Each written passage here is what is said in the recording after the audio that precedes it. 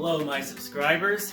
So, as you can tell, I got to doing the discussion on the Oscars video that I thought I'd do for the 2023 Oscars, but for films from 2022. So, just going to go ahead and give my initial thoughts on many of the nominees, and let's go ahead and get right on that.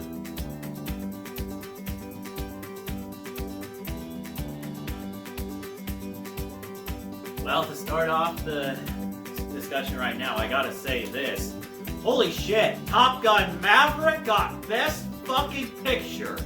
I did not think this was gonna happen because the Academy always have a gigantic lamppost shoved up their asses about blockbuster films. But I guess they must have finally got it surgically removed, because that was a major upset I did not expect.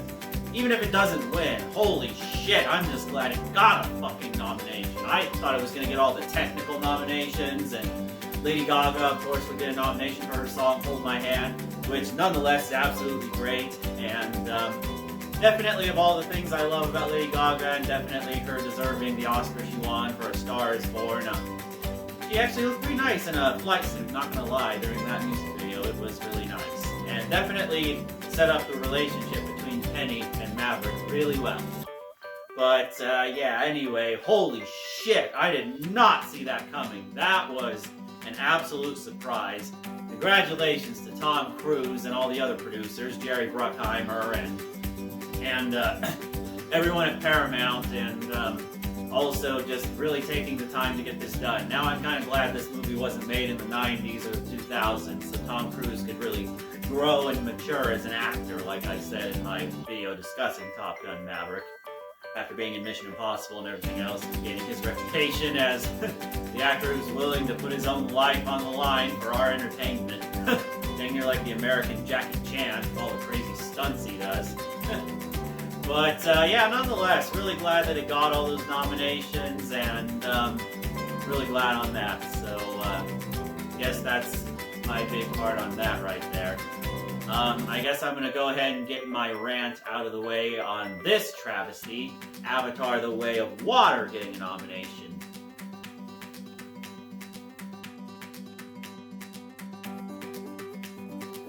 I gotta say this, but are you on crazy pills, Academy? Avatar: The Way of Water doesn't deserve shit! It only made money because it had weak competition, because theaters are stupid, and that's the only movie that they'll fucking play there. The only reason why the movie's made $2 billion, it does not deserve a penny that it fucking earned. So, yeah, no. All I got left to say is, you got that wrong, nominating Avatar: The Way of Water for Best Picture. It doesn't fucking deserve it. That should have went to Black Panther: Wakanda Forever. Now, I'll get on that here in a minute. But fucking A! That is an undeserving nominee right there. Just like its predecessor. Thank God that The Hurt Locker beat out Avatar that year. Because Hurt Locker, much better. Because guess what? It actually has a story! And characters! And the effects are told to just enhance the story, not be 90% of the whole appeal! Oh yeah. Catherine Bigelow, the ex-wife of James Cameron, gets it. She knows, because she's made some great films like Point Break and Zero Dark 30 and many others. She knows, oh yeah, before I put in the effects in a movie, I gotta make a good story. I gotta make great characters.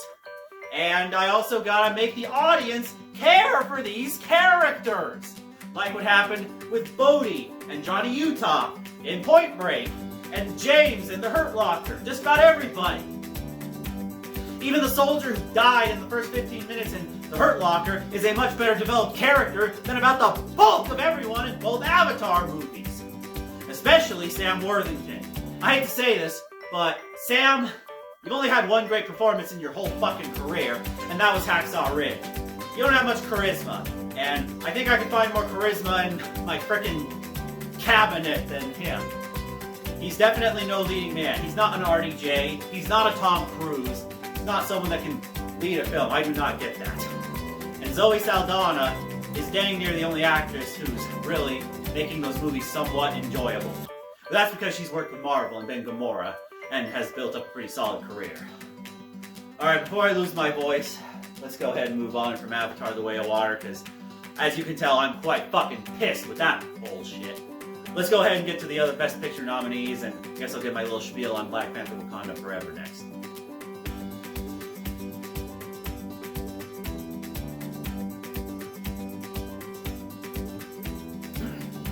So there's a Netflix movie that I need to watch.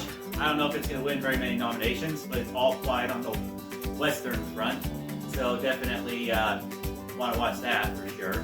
And also the Elvis biopic made by the same guy who directed Moulin Rouge and the Leo DiCaprio Romeo and Juliet. So definitely need to get to watching that. And also Austin Butler gave a killer performance, and he did win the Golden Globe. So he's my pick. I honestly think a good chunk of the Golden Globe winners is probably going to win. That's a pretty good indicator. Unless it's one of the rare few times where it doesn't happen. Because Ryan Gosling did win a Golden Globe for La La Land, but not an Oscar. So it has happened. Same thing with Tom Cruise with Born on the 4th of July. But yeah, there is that. Oh, and Steven Spielberg biopic. Another travesty from, another disaster from this Avatar theaters playing in too much bullshit. That being that I wanted to see The Fabelmans, Steven Spielberg's biopic. He did win Best Picture, so he's my favorite to win Best Director among the nominees. Anyway, I don't know if his movie's going to win, though. It might be another Saving Private Ryan situation where he wins Best Director, but his film doesn't win Best Picture. Kind of like what's happened to Oliver Stone throughout most of his career, except for Platoon being the only exception. But nonetheless, though, if he wins it, he's deserved it. He's built up a solid career. He's quite amazing, and I'll definitely get to watching the movie whenever I actually can freaking rent it on Xbox or whatever. But yeah, there are some others I haven't seen that I'll get to watching, like this movie by Cate Blanchett called Tar. Apparently, it's on Peacock, so I'll get to watching that. I love Cate Blanchett and most things. She was really great in The Aviator. She played Captain Pepper and won the Oscar. So I'll definitely get to that. And this one could be an upset, Everything Everywhere All at Once, with Michelle Yeoh getting a long overdue Oscar nomination for her performance. And also Ana de Armas got one for playing Marilyn Monroe in Blonde, which I need to get to watching. And let's see, for animation, I feel like Puss in Boots: The Last Wish is probably going to win based on the praise that's been getting, unless Guillermo del Toro's Pinocchio could surprise us and get a nomination. And let's see, the Batman got a few nominations in some technical categories, but it didn't really tear up the award show like I thought it would. Same thing with frickin' Babylon, Damien Chazelle's next movie. I thought maybe he might get something because of how he got an overwhelmingly number of Oscar nominations for La La Land, but I guess that just wasn't meant to be. But yeah, I guess to finish discussing the last major movie that got a nomination that I feel like should have got the big one I was discussing, but nonetheless, I'm happy with what it got, that being Black Panther: Wakanda Forever. And Angela Bassett did win the Golden Globe for playing Queen Ramonda, so that was pretty cool. And hopefully she can win the Oscar and be Marvel's first acting Oscar win, so that would be pretty freaking amazing. Taika Waititi did win an Oscar, but he won it for his movie Jojo Rabbit, not a Marvel movie. So yeah, there's that. I think Shuri, the actress who played Shuri, Lydia Wright, she should have fucking been nominated for Best Actress, because I gotta say this right here. She went from being just the supporting role, being the sister of T'Challa, to the unfortunate tragedy that happened to Chadwick Boseman, thrusting her into the lead.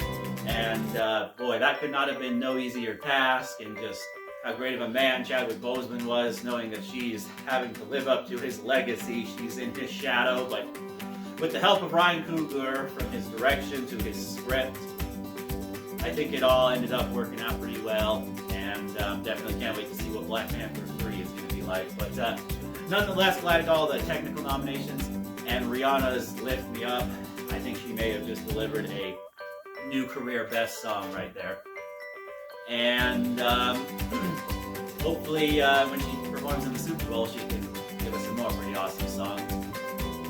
So yeah, I guess those are my thoughts on these Oscars. I'm really glad that the Academy's getting the stick they had up their butt surgically removed on blockbuster films, and hopefully Black Panther Wakanda Forever getting the nominations it got will be a sign that hopefully after 45 fucking years, the Academy is going to finally start giving superhero movies the love they get. And not just from DC, but also from Marvel. So hopefully this is a damn good sign they're getting their old mindset. It's going to the wayside. Either that, or they're getting new members who aren't in the Martin Scorsese, they're not cinema witch hunt. Which, yeah, that's a fucking witch hunt. Don't let anyone tell you any different. I was gonna do a separate video on this, but I don't know. I don't want to have trolls attack me, or worst case scenario, the Zack Snyder. He has his cult who follow him, and oh god, they're incredibly toxic. So I don't want them doing that. Not to mention Scorsese gave them another stupid criticism with Marvel. They try to say every now and then, oh, you like Marvel movies? Well, they're not cinema. So, thanks a lot, Scorsese, you dick. Still love your movies, but fucking A, why did you have to start this bullshit? Ah! Anyway, that was just really quite annoying, and also how they think they're cool because the Academy had their fan voting categories that they fucking hacked on Twitter, and there's fucking evidence of it too. I'm not saying some conspiracy theory. There is full fucking proof that the Snyder Cult went in and hijacked Twitter. And this was a pre-Elon Musk Twitter, so this was before it really went downhill, like super downhill. But yeah, fuck. If it wasn't for them just letting the fans vote, how Snyder Cult is just so fucking evil and toxic, and especially all the bullshit they're doing to James Gunn. I'm so glad he's handling it like a champ. But yeah. I mean, they had the Spider-Man team up from No Way Home get nominated, along with Spider-Man No Way Home being in the running. And I honestly hope they don't bring this category Get Back. And if they do, there needs to be some set parameters. Like, they need to really verify who's fucking voting on Twitter. Or guess what? Just don't put it on Twitter. Put it somewhere where it can't get fucking hacked and overtaken by a cult. Like, seriously. I mean, you can fight a fucking cult, Academy. I mean, alright, I'm just gonna fucking say it. If I lose subscribers, fine, I'll say it. Like the fucking 2020 election. I mean, 2016 had the allegations of fraud. Or wait, those actually got proven true. But, yeah. Frickin' 2016 had those allegations, then 2020 had all the bullshit. But thankfully, all those who were ranked on the elections knew to fight off the toxic Trump cult, which Snyder has with his cult. As I like to call him sometimes. He's Director Donald Trump, with the way how he has his cult. And he doesn't call them out or anything. He just enables them to do their toxic bullshit. And they do not understand civil disagreement, much like the Trump cult. I ain't gonna say what I've had said about me by those scum. But nonetheless, I just, it's quite stupid. But yeah, Academy, if the ones who run this election can ensure there is no fraud of any tampering of any kind, I'm gonna say this right now, I'm not attacking anyone's political views on my channel, so I'm gonna say that right now. You can do it too, Academy, if you want these fan categories. You just need to monitor them. You need to filter them. Like what the election handlers in 2020 did. They took out all the scum and made sure who was voting were not bots or just toxic motherfuckers that you just don't want to waste your time and energy on. So, yeah. It can be done, Academy. It can be done. And you know what? Like what John F. Kennedy said, my favorite president, we do not do these things because they are easy. We do them because they are hard. So yeah, no fucking excuses. Anyway, I guess the last thing I'll go ahead and say too, I wonder if this was also due to the declining ratings, except for last year with the whole Will Smith slapgate. But yeah. Really don't get why the Oscars in 2020 had such a dip, though. there was some pretty damn good movies that were nominated that year. Once Upon a Time in Hollywood, Joker, Parasite, what else was there? Parasite. Fuck, I'm drawing up like, 1917. Fuck, there was a lot of great nominees that year, so I really don't understand that. But, yeah. But yeah, I guess, the other thing too that, I definitely don't get is frickin' some criticisms of the old Academy and how some Best Picture nominees won or whatever. Those just seemed really stupid, some of what was said and some of the criticisms. But anyway, nonetheless, I'm happy with the movies that I want to see get nominated. Hopefully there will be some wins thrown in the bunch. My pick right now, I will say, is probably Everything Everywhere All at Once. But I wouldn't be mad or upset if there was an upset win for Top Gun Maverick. But that's my pick right now at the moment for the big prize for Best Picture. Maybe The Fabelmans could come in and actually win Best Picture, and this could be like Steven Spielberg with Schindler's List, where his movie won Best Picture and he won Best Director also. So we'll just have to wait and see. Anyway, like, comment, subscribe, and peace.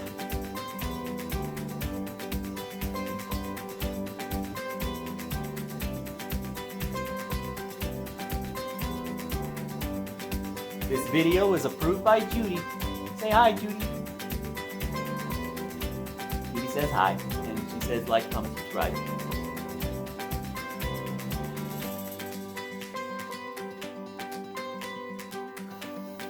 Peace.